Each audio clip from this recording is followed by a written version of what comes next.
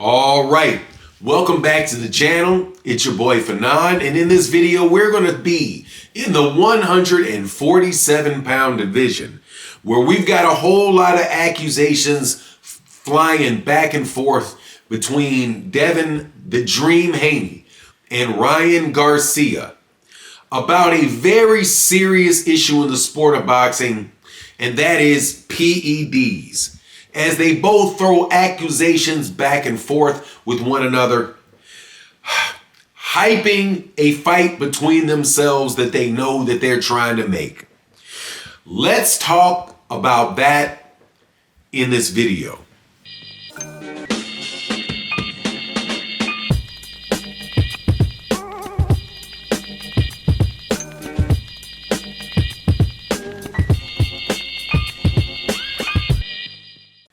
All right, welcome back to the channel. It's your boy Fanon, and in this video we're going to be talking about Devin Haney and Ryan Garcia and their fraudulent relationship that they are trying to pawn off on us as some big controversy, or trying to make fun of something that is a really big issue in the sport of boxing for the sake of promoting a fight that these guys are trying to have down the road, trying to play people dumb.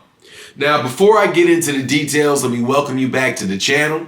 If you are new to the channel, please accept my invitation to hit the subscribe button, hit the bell icon, and also thank you to everybody that hits the hype button for videos, and thank you to everybody that supports in the super thanks of videos. It really is a great way to help continue to get the channel going, because, man, actually, I was going to say that there's not a lot going on in boxing right now. However, that would be a lie.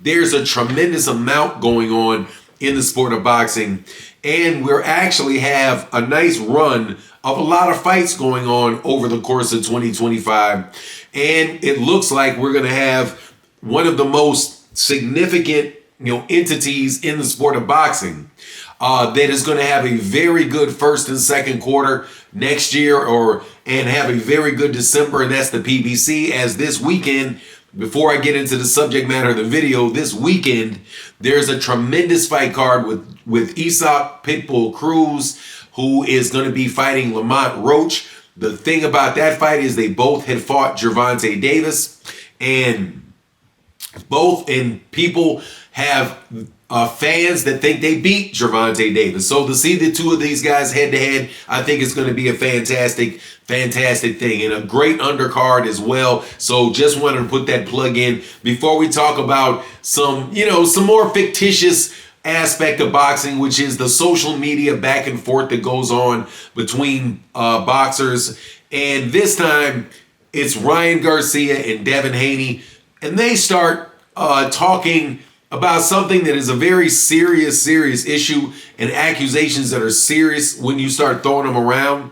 And it started with Ryan Garcia saying something to the effect that, hey, I heard that Devin Haney is on PEDs, and it was leaked by some source to him, and he laughed at it, right? And then Devin Haney turned back and said, "No, man, I know that you're on the juice because this, that, and the other thing." Ryan's logic behind Devin being on juice is that he had knocked down Brian Norman Jr. and he looked like he was the bigger, stronger man in the ring. Look, man, I don't think that is a very funny thing to be joking around with, considering everything that's going on in the sport of boxing. But hey, man, if there's some way that you can possibly keep their name in the media and have people all swarm around him and talk and listen to him argue back and forth, these guys are going to be the ones to do it. These dudes almost make me feel like boxing is completely fabricated, because all they're doing is trying to hype them for the inevitable fight that these guys want to have together. The only problem is that we don't necessarily know if they have a path to fight with one another, but without a doubt, it's the biggest fight that these two guys can have. So I'm not putting any real stock in Ryan Garcia thinking Devin's juicing or vice versa. The Ostarine, even with the Ostarine stuff with Ryan Garcia, look, man, if he's on something, I don't believe it was that Ostarine was the thing that got him on something.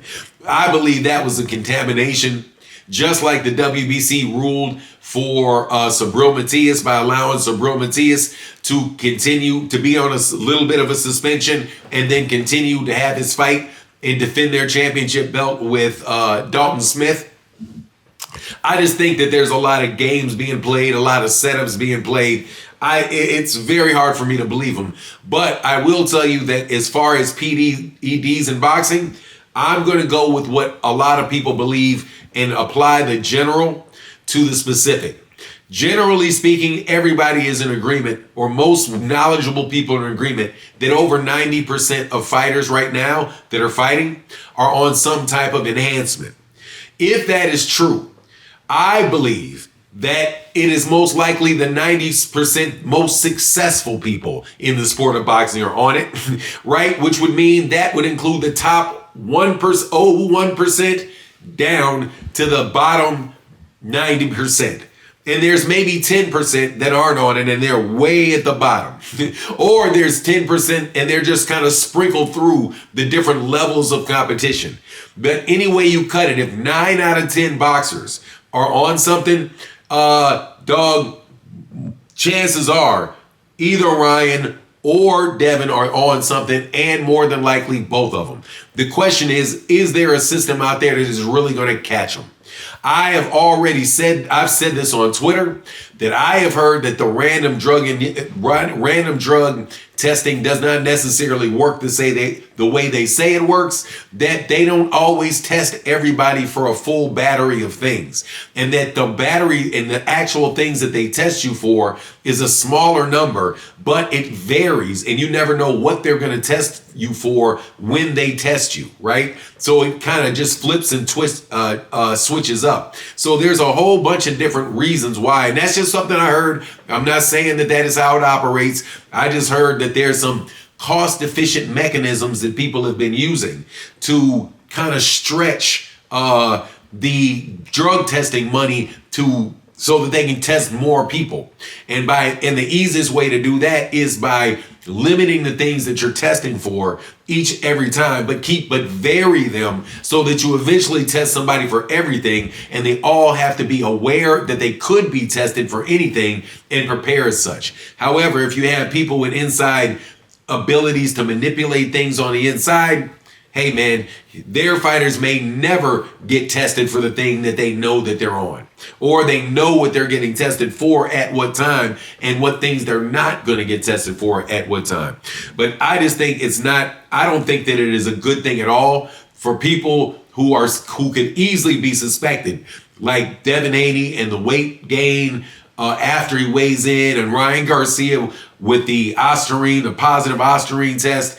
I just don't think it's the best thing that these guys joke about that stuff, right? Because the suspicion is already too heavy. And can we not make boxing completely fake? Like, is it bad that the conversations and the back and forths are fake enough?